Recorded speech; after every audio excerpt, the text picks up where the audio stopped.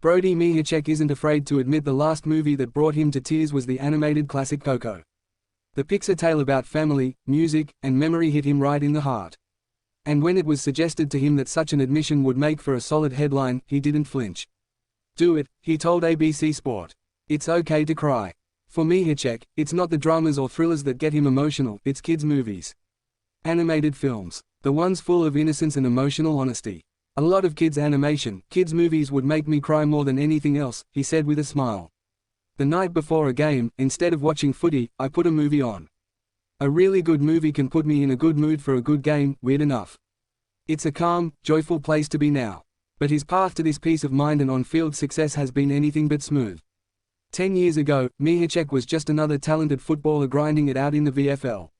He was exhausted. His love for the game was fading. He was working 40-hour weeks, doing extra training in the early mornings and late evenings. His dream of playing AFL felt distant. The draft had passed him over, more than once.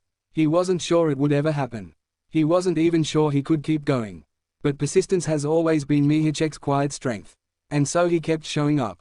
It wasn't until 2018, at the age of 25, that Collingwood finally came calling, selecting him in the rookie draft after years of waiting. His debut was electric. 4 goals against Fremantle in round 11. From that moment on, barring injury, he never left the side.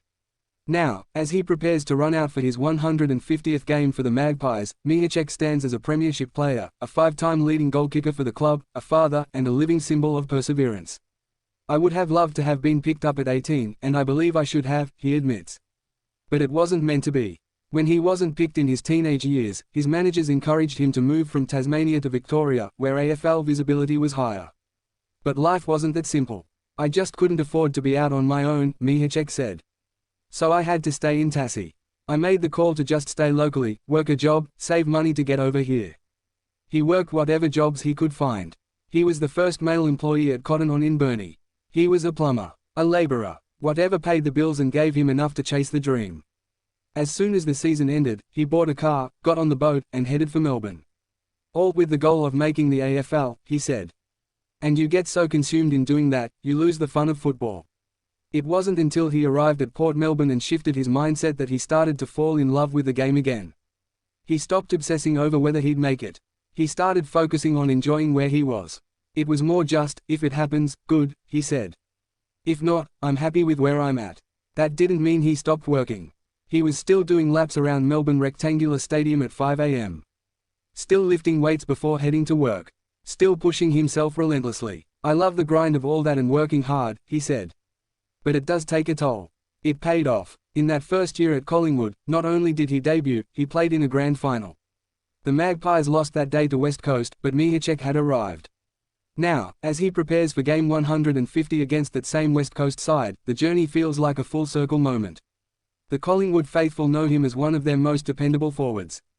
Not flashy, not loud, just consistent, strong, and smart. He's now on the cusp of signing a 1-year extension to take him through to the end of 2026. It's on the table. Negotiations are slow. It's a tricky one, Mihocek admitted. "You want more as you get older, and I know it's a business as well." He's never been in this position before.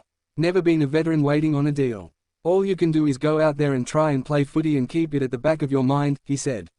"You'd love to sign right away, but these things take time." Mihocek is part of a growing list of mature age recruits who have reshaped the AFL's landscape. Players like Tom Stewart, picked up at 23 from Geelong's VFL, who's become a 5-time All-Australian and club champion. Others like Sean Manor and Lawson Humphreys at Geelong, or Callum Wilkie at St Kilda, or Sam Durham at Essendon, or Jai Newcombe at Hawthorn, all late bloomers now dominating the big stage.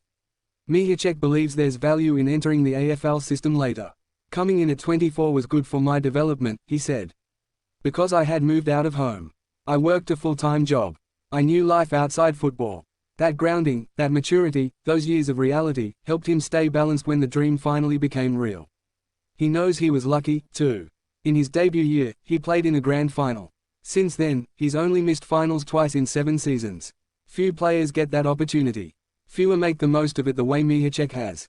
So when he tears up watching Coco, it's not just about the movie. It's about empathy. It's about emotion. It's about all the people, moments, and sacrifices that brought him to this point. It's okay to cry. Even when you're a Premiership player. Even when you're a key forward for one of the biggest clubs in the country. even when you've made it.